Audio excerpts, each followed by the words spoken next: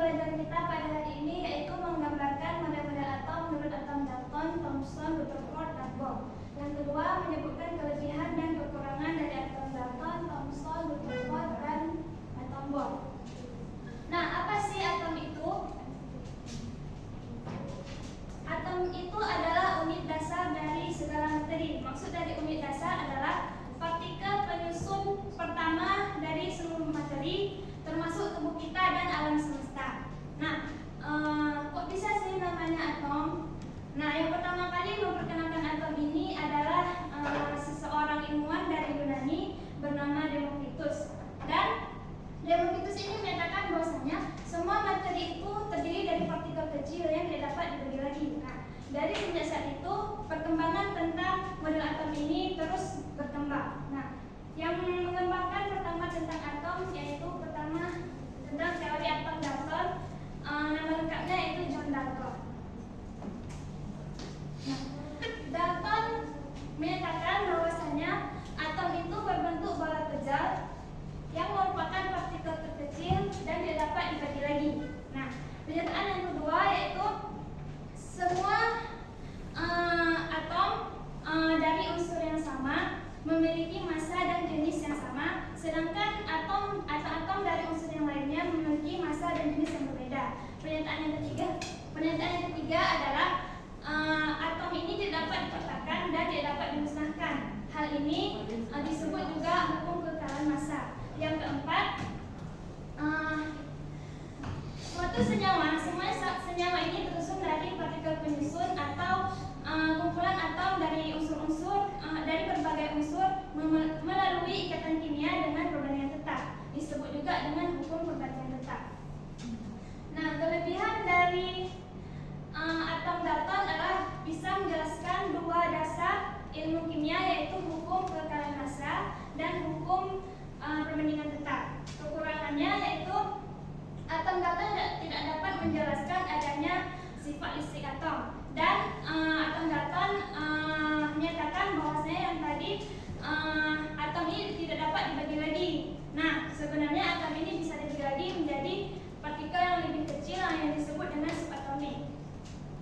Nah, yang kedua, atom Dalton tadi dikembangkan lagi oleh Thomson. J.J. Thomson menggambarkan atom itu seperti bola roti yang ditaburi kismis. Nah, maksud dari kismis ini, Thomson menemukan elektron dalam atom dengan percobaan sinar katoda. Nah, kemudian menyimpulkan bahwasanya atom ini berbentuk bola pejal yang bermuatan positif dan di dalamnya tersebar elektron yang bermuatan negatif. Nah, kelebihan dari atom Thomson ini adalah bisa menjelaskan bahwa elektron merupakan partikel subatomik. Maksudnya bisa dibagi lagi dan juga dapat menjelaskan sifat listrik atom. Sedangkan kekurangan dari Thomson adalah tidak dapat menjelaskan susunan muatan positif dan negatif dalam atom. Nah, teori atom Thomson tadi dikembangkan lagi oleh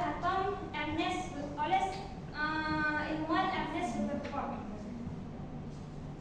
Nah, Rutherford ini mengembangkan lagi atom dari Thomson dengan cara melakukan percobaan penghamburan sinar katoda atau sinar alfa pada lempeng tipis emas.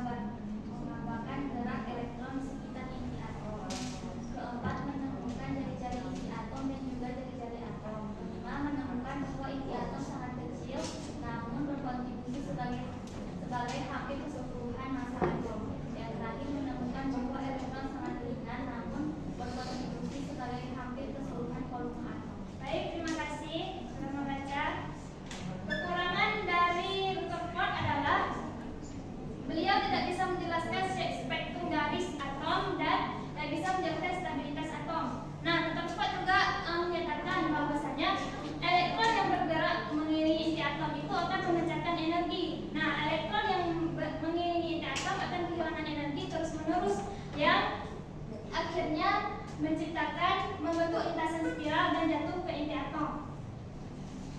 Nah, teori atom Rutherford tadi dibantah oleh teori atom Bohr yang menjelaskan bahwasanya sebenarnya elektron itu bergerak tidak akan pernah kehilangan energi karena dia memiliki lintasan dan orbitnya sendiri. Nah, yang kedua, jika elektron berpindah dari lintasan energi yang lebih rendah ke lintasan energi yang lebih tinggi, maka elektron tersebut cenderung menyerap energi, disebut juga eksitasi.